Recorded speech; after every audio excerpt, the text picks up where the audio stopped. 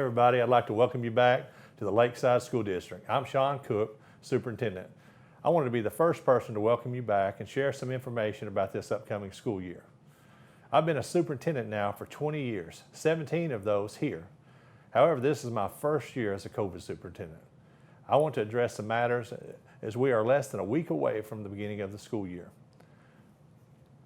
It's key that you understand that we're going to be in this to take care of kids.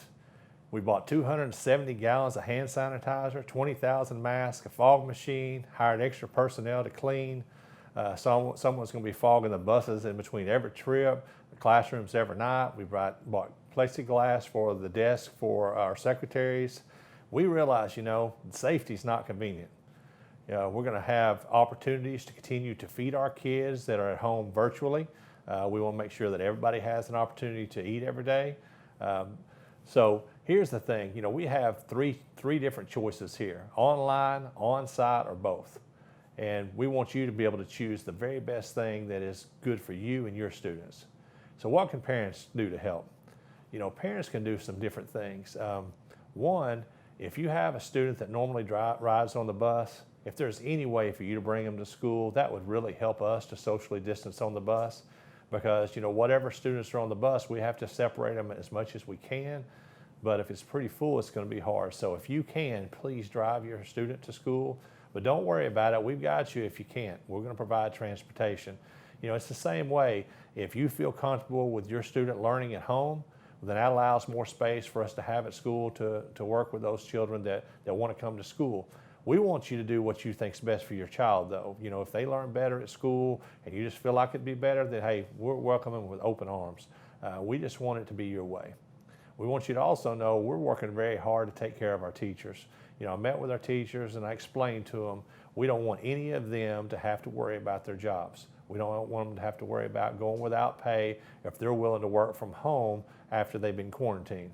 We could have teachers that are quarantined 5 or 6 times during the year. If they're quarantined by the school district or the health department and they're willing to work from home, we're going to continue to pay them. They're not going to have to use sick days or anything like that. And we've even agreed, if we have teachers that just don't feel comfortable coming back, for me just to sign and saying, hey, you'll still have a job next year, but we understand you're going to go home this year. So we're going to work with them. I just told them to meet with me and we'd work out their situations. We know that parents are going to know what works the very best for their kids. So again, you'll have the on-site, online, or both. Some of you are going to want to go back and forth. We're going to have some hybrid options. That's what I'm calling both. Your kids may be here part of the day, taking part of their classes online, part of them at school, and that's great with us. Every time your student's at home, it allows us to have more space at school to social distance. So you're not offending us at all if you decide, hey, I want my child to stay at home. We want you as a parent to make that choice. We just want you to know we're going to take care of your kids no matter what choice you make. If you have a child and they're participating in any extracurricular activities, we've worked out a situation to take care of our parents. We're going to make sure that you have an opportunity as a parent to come and watch the game or the event. So we start with the end in mind when we're looking at our capacity. Like in football, for example, we're going to give each participant in the game 2 tickets. They can buy 2 tickets and give them to whoever they decide to give them to. It can be their parents, grandparents, other family members, whoever. That also includes cheerleaders, dance teams, sports medicine, broadcasting. Anybody working or participating in that game, they're going to have the ability to purchase 2 tickets, and we'll also offer our Arkansas Activity Association passes. We also want you to know that we're thinking about our seniors. We don't want them to miss out on any senior activities if we can keep that from happening. So, one, we're going to sell seniors tickets also. 50 of them will be allowed to come to each football game. Different amounts for different events, but since football season's starting up front, we're going to allow that 50 to be drawn out of a hat. And once they're drawn out of a hat, then their name doesn't go back in the hat. Another 50 will get an opportunity to come. We'll be doing similar things for volleyball, but volleyball right now we're going to be able to give 4 tickets. Let every player buy 4 tickets. We're going to try to always look at our space, and I'm going to tell you, at Lakeside, we're taking this seriously, and we're going to go by the guidelines. So we're not just going to pack people in. We're going to socially distance like we're supposed to. It's important to us that each group feels equal here at Lakeside. We think it's important, no matter what you're doing, that you feel like you're being treated equally. And we had some people to bring up to us, hey, even across the state, hey, why is football getting to participate and not have to wear masks and do this or that? And what I'm going to tell you is, I really believe that everybody is working hard and doing the best they know how to do. Everybody from the governor down. We've got our governor, Asa Hutchinson. We've got our Secretary of Education, Johnny Key. They're working very hard.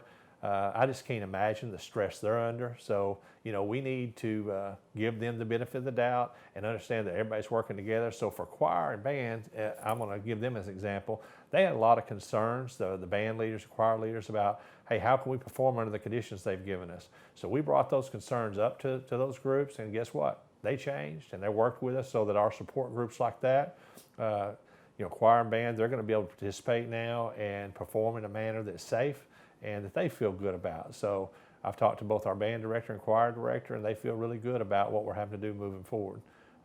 This year, none of our support groups will be allowed to travel with the teams.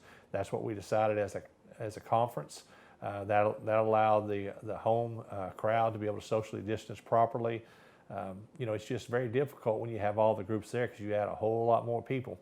But on the nights when they don't travel with the team, we're going to allow our support groups the opportunity to perform at home. So anytime we have an away game, any of those support groups can perform at home under the lights on the field, and the parents can come and watch them. So parents, that's how we're going to take care of you. You're going to be allowed to be here and not miss your children's events. I want to remind everybody, if you look throughout history, we've had wars, we've had all kinds of battles in our society, when people were being mistreated and dealing with big things. I've talked to different family members, even that I remember my uncles went through the Great Depression and just all the hardships back then. Well, this is the time that's very difficult for us. COVID-19 is something really major, and we're taking it seriously. But during dark times like these, we know that heroes can emerge. You can see a bright light burning in the darkness. When somebody steps up, you can see that light from miles away. So guess what? It's the time for heroes. I need you to step up this year for our kids. I need you to work with our teachers. I need our heroes to emerge among all of the employees we have at the school. Our kids need us. And by doing that, we need to have forgiveness for one another. We need to give each other the benefit of the doubt and realize we're going to make mistakes, and realize this is our first time to deal with COVID-19 with kids present at school. So we're going to be figuring things out as we go. I've told some people it's kind of like building an airplane while you're flying it. Something new comes up every day. But guess what? We're going to work hard to make it happen. We've been working hard to get everything ready. We've been planning all summer long, ever since this happened in March. So it's not like we're going into it haphazard. We're working hard, but as I said earlier about the airplane, new things come up. So then we have to deal with that on the fly. So I just want you to know how much I appreciate you as community members, students, employees.